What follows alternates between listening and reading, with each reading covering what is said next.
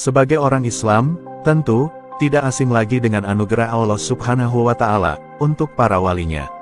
Menurut akidah Sufi, wali Allah adalah sosok yang ditunjuk oleh Allah dengan berbagai keistimewaan berupa karomah yang dimiliki. Umat Islam perlu mengenal dan memuliakan mereka, karena mereka adalah intisari ulama soleh terdahulu, pimpinan ulama terkini, dan pemuka para wali. Dahulu kala, ada 4 wali agung yang terkenal di kalangan umat Islam Timur dan Barat, karena keistimewaannya ada di 4 penjuru arah.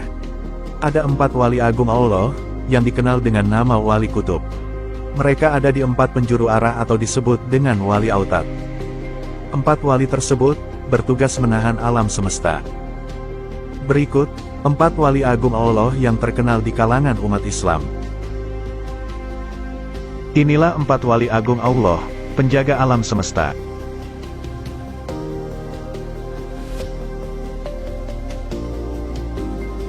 Satu, Syekh Abdul Qadir Al-Jailani. Syekh Abdul Qadir Al-Jailani memiliki nama lengkap Abu Muhammad Muhyiddin Abdul Qadir Al-Jailani. Ia adalah seorang ulama fikih yang sangat dihormati dan dianggap wali dalam dunia tarekat dan sufisme. Di antara karomahnya ialah bisa menghidupkan orang mati yang sudah meninggal ratusan tahun. Diriwayatkan dalam sebuah kitab, suatu ketika Syekh Abdul Qadir Al-Jailani bertemu dengan umat Islam yang sedang berdebat dengan umat Nasrani. Mereka saling memperdebatkan Nabi yang paling sempurna, di antara Nabi Muhammad dan Nabi Isa. Syekh Abdul Qadir Al-Jailani bertanya kepada orang Nasrani tersebut, apa yang menjadi dasar dan apa dalilnya Nabi Isa lebih sempurna dari Nabi lainnya.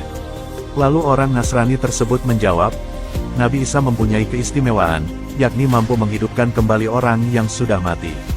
Selanjutnya Syekh Abdul Qadir Al-Jailani membuat kesepakatan dengan orang Nasrani tersebut, jika ia mampu menghidupkan orang yang sudah mati, ia harus bersedia untuk mengimani Islam. Orang Nasrani tersebut menyetujui permintaan Syekh Abdul Qadir Al-Jailani untuk bersedia masuk agama Islam dan beriman kepada Nabi Muhammad. Mereka bersama-sama mencari kuburan tua yang berisi mayat berusia sekitar 500 tahun. Selanjutnya di depan kuburan, Syekh Abdul Qadir Al-Jailani mengucapkan, Qum biiznillah, yang artinya, bangunlah kamu dengan izin Allah. Seketika itu, kuburan terbelah 2, dan mayat keluar dari kuburan sambil bernyanyi. Konon, semasa hidupnya, mayat itu adalah seorang penyanyi. Menyaksikan peristiwa aneh tersebut, orang Nasrani tersebut tercengang, dan memenuhi janjinya masuk agama Islam.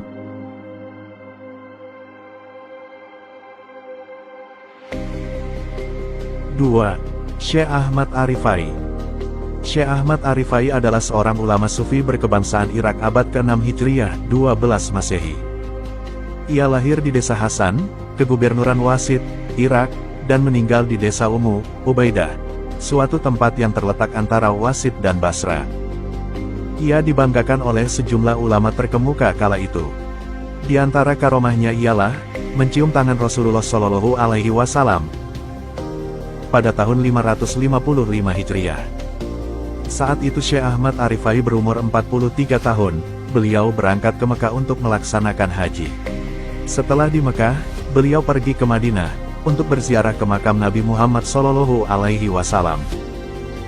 Sesampainya di Madinah, Syekh Ahmad bersama para jamaah menuju ke Masjid Nabawi.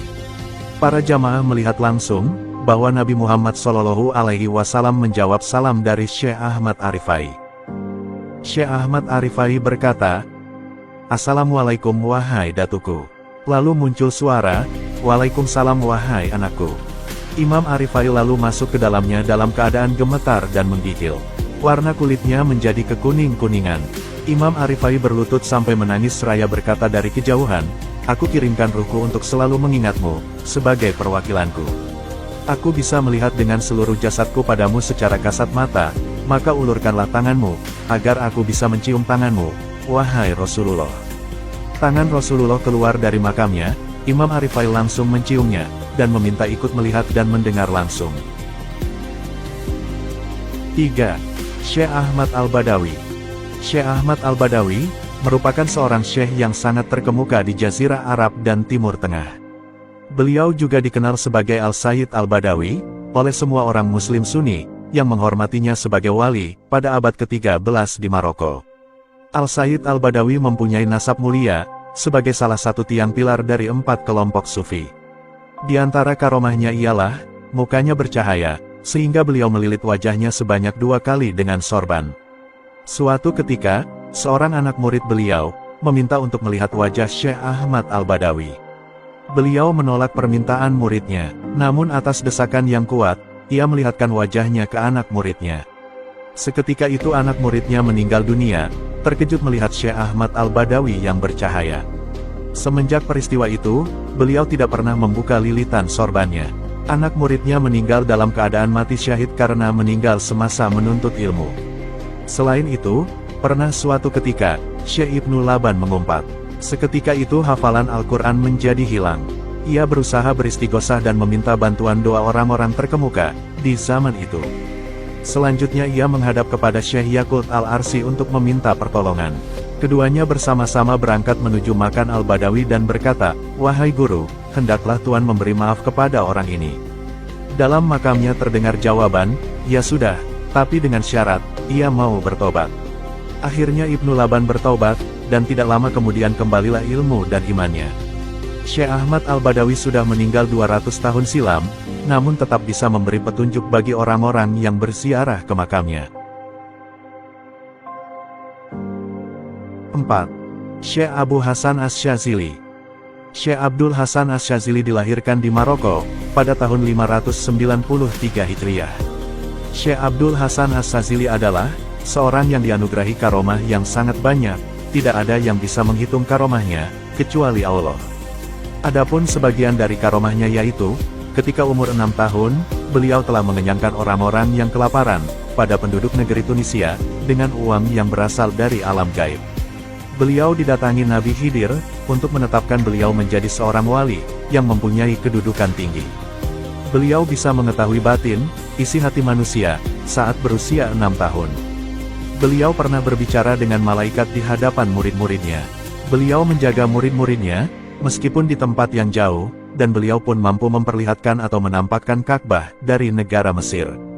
Beliau tidak pernah putus melihat atau menjumpai Lailatul Qadar, semenjak usia balik hingga wafatnya.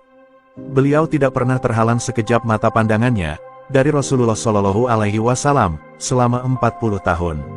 Artinya, beliau selalu berjumpa dengan Rasulullah, selama 40 tahun.